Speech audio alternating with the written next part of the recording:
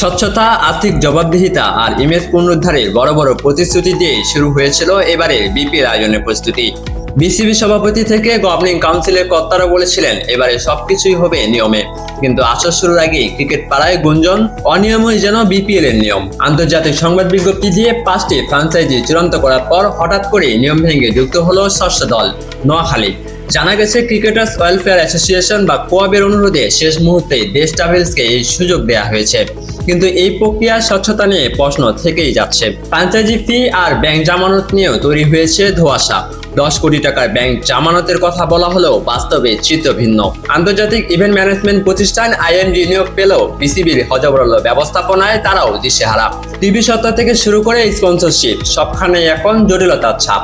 আসর শুরু বাকি নেই এক মাসও, অথচ 30 নভেম্বর নিলামের তারিখ ঠিক হলেও গতকাল পর্যন্ত প্রকাশ হয়নি খেলোয়াড় তালিকা। বিদেশি ক্রিকেটারদের মান নিয়েও রয়েছে ধোঁয়াশা। সবচাইতে বড় উদ্বেগ ফিক্সিং ইস্যুতে। গত বছরের দুর্নীতি তদন্তে 900 পাতার রিপোর্টে ক্রিকেটার ও সংগঠক সহ 28 জনের নাম উঠে এলেও এখনো কোনো শাস্তিমূলক ব্যবস্থা নেয়নি বাংলাদেশ ক্রিকেট বোর্ড বিসিবি। এর মধ্যে জানা গেল দুর্নীতি রোধে এবার প্রতিটি দলের সঙ্গেই থাকবেন সিআইডি সদস্যরা, যা ক্রিকেটের স্বাভাবিক পরিবেশ ব্যাহত করতে পারে বলে আশঙ্কা করছেন সংশ্লিষ্টরা। মাহমুদ বিন মারুফ, ডেস্ক রিপোর্ট, সকালবেলা।